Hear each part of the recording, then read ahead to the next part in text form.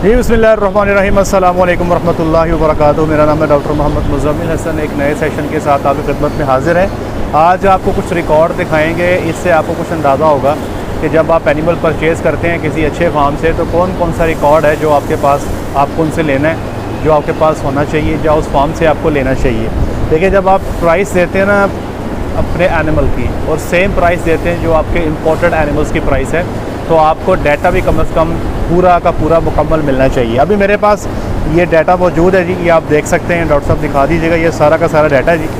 ये भी आपको डिटेल बताता हूँ इसकी क्या है इसमें, और इससे आपको ये भी आइडिया होगा आपके फार्म पे अगर एनिमल्स मौजूद हैं, आप एक प्रोग्रेसिव डेयरी फार्मर हैं, कल को आप भी चाहते हैं कि आप सम टाइम कुछ अरसे के बाद आप भी अपने फार्म से जानवर सेल करना चाहते हैं, आप चाहते हैं कि जो इजाफी जानवर है मार्केट में सेल करने हैं, तो कौन कौन सा रिकॉर्ड आपके पास होना चाहिए। ठीक है जी।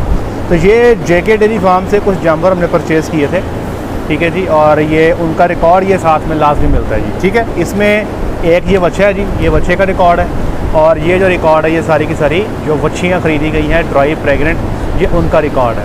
तकरीबन हमने जो बच्चियाँ ख़रीदी थी वो 3 से 6 माह की प्रेगनेंट है। सबसे पहला जो पेज है, इसके 2 पेजेस हैं जी, एक ये अलहदा पेज लगा हुआ है, ये अलहदा पेज लगा हुआ है। सबसे जो पहला पेज है वो है इसकी पेडिग्री शीट। दरअसल ज़रा गौर से दिखाइएगा, ये देखें जी, ये पेडिग्री शीट है, ये B5841, कैसे आ जाएँ, B5841 ये नंबर है जी एनिमल का जो आपने परचेज़ किया है। उसके बाद ये उसके फादर की आईडी है, ये उसके मदर की आईडी है। फादर है फाउंडर और मदर है 6026। उसके बाद में इसकी माँ का जो अगर रिकॉर्ड है, ये बटलर इसका फादर हो गया, और ये 4063 इसकी मदर हो गई। ठीक है, मतलब आप कह सकते हैं कि 6026 जो है वो B5841 की माँ है। इसी तरह जो 4603 है ये इसकी नानी है, और ये 2274 इसकी परनानी है। इसी तरह ये जो है जी आपका ये इसकी तरफ अगर मैं आ जाऊँ तो ये आपका बन जाता है नाना, और ये आपका बन जाता है परनाना। तो ये इतना डाटा जो है आपको ये इनसे मिलेगा। इसी तरह मैं बाकी जानवर भी दिखा देता हूँ। ये गायें हैं जी, ठीक है, जो बच्चियाँ ख़रीदी गई हैं, ये इनका डाटा भी आप देख लें जी। ये आपके सामने 75595, ये जो आईडी है, ये जो बच्ची ख़रीदी गई है ये उसकी आईडी है। फाउंडर बाप का नाम 4251 जो है ये आगे उसका नंबर आ गया इसकी माँ का, पर ये आगे पूरी डिटेल आपके सामने जो है ये जा चुकी है। इस तरह का डाटा आपको सबसे पहले पेडिग्री का मिलेगा। ठीक है जी। तो इसमें जो पेडिग्री शीट आपको मिलेगी, इसमें जो बुल इस्तेमाल किए गए हैं, जैसे ये फाउंडर है, बटलर है, रेगन है, आप इसको जाके गूगल पे इसको चेक कर सकते हैं कि इन बुल्स की क्या सूरत हाल है, इनका TPI क्या है, या अगर आप इसको डिफरेंट इंडेक्स में देखना चाहते हैं तो आप इसको सारा गूगल कर सकते हैं।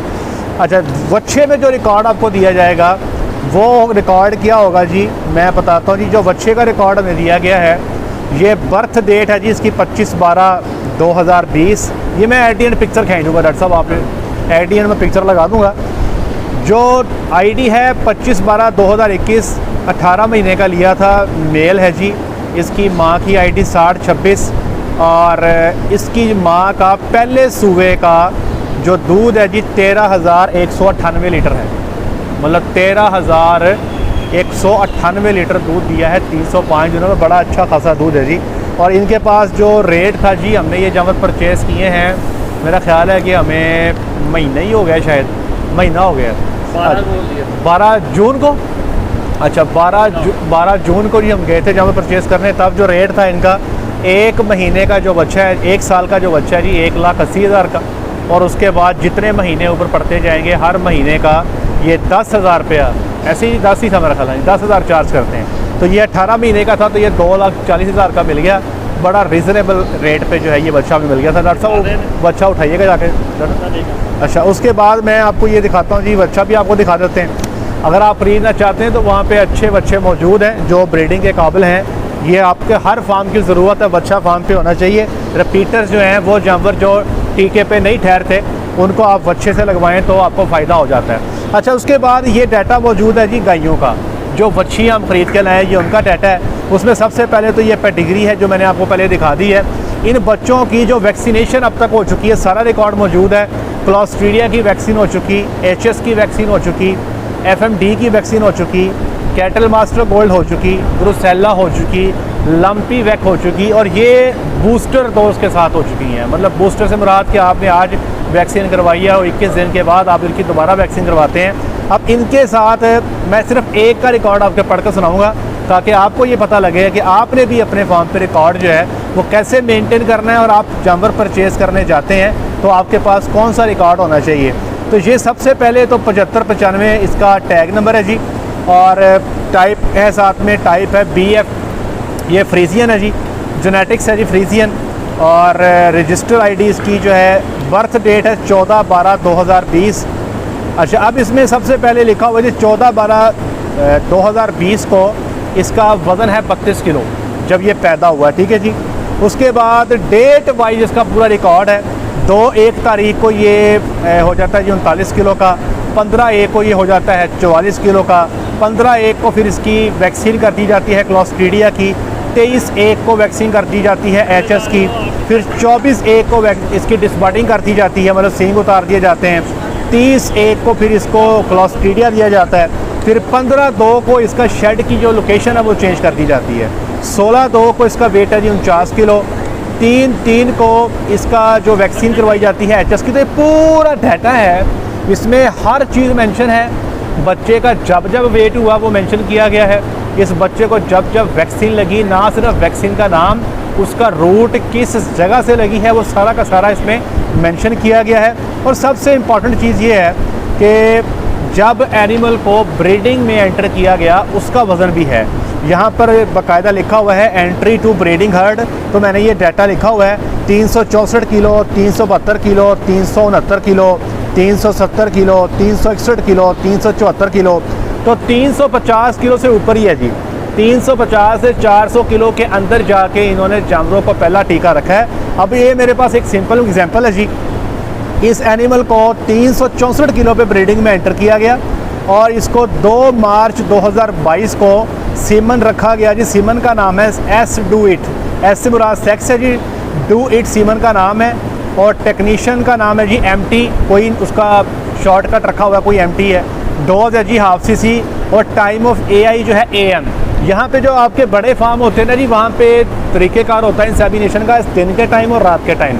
अमूमी तौर पे सुबह 5 बजे और शाम 5 बजे इंसेमिनेशन कर दी जाती है, तो AM PM लिख दिया जाता है। तो यहाँ पे ये भी मेंशन है कि इस बच्ची को जो पहला टीका रखा गया था वो सुबह को रखा गया था या शाम को रखा गया था। अगर डबल डोज है तो वो भी लिखी है। अगर जानवर को ज़्यादा टीके रखे गए हैं, कोई जानवर है जो पहले पे ठहर गया, कुछ 2 पे ठहर गए, तो वो भी सारी डिटेल इसमें लिखी है। जैसे ये जो जानवर है इसको 1 टीका लगा, ये अगले जानवर को 2 टीके लगे, इसको भी 2 टीके लगे, इसको लगे हैं जी 300, इसको लगे जी 3 टीके, ठीक है जी।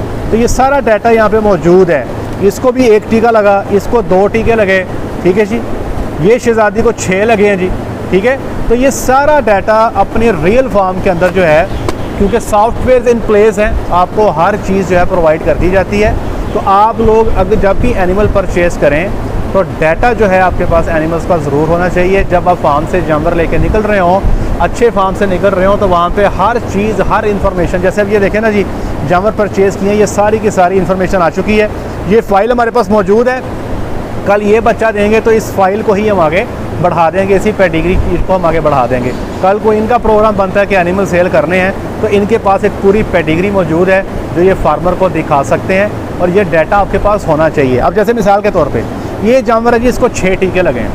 ये 6 टीके लगने के बाद प्रेग्नेंट हुई है। अब जब ये जानवर बच्चा देगा तो मैं इसको सिर्फ 1 डोज सेक्स सीमन के लगाऊंगा, ठहर गया तो ठीक है, वरना मैं इसको नॉर्मल सीमन पे ले जाऊँगा, क्योंकि इसकी जो ब्रीडिंग एफिशिएंसी है वो निस्बतन कम है।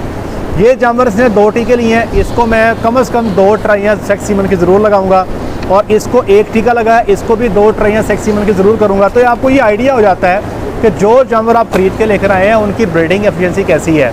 कुछ जानवर 1 टीके पे ठहरने वाले हैं, कुछ 2 पे हैं, कुछ 3 पे हैं, कुछ 6 पे हैं। तो ये सारी चीज़ें जो हैं ये आपके सामने, ये डाटा जो है ये आपको प्रोवाइड कर दिया गया है। तो ये आपको जानवर दिखा देते हैं, और साथ ही साथ जो है आपको वो भी दिखा देते हैं जो बच्चा ख़रीदा गया है। डॉक्टर साहब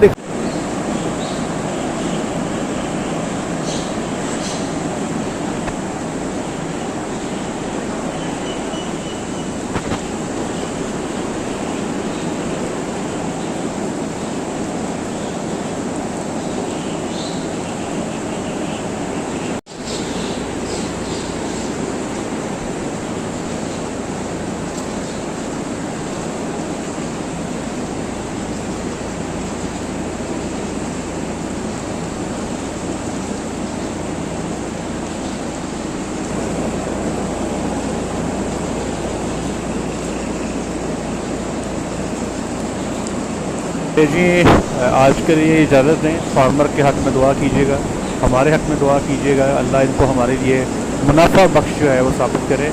आज के लिए इतना ही। अपना ख्याल रखें, दुआ में याद रखें, 5 वक्त की नमाज़ अदा करें, सबको नमाज की तलकीन करें। अस्सलामु अलैकुम रहमतुल्लाहि व बरकातुहू।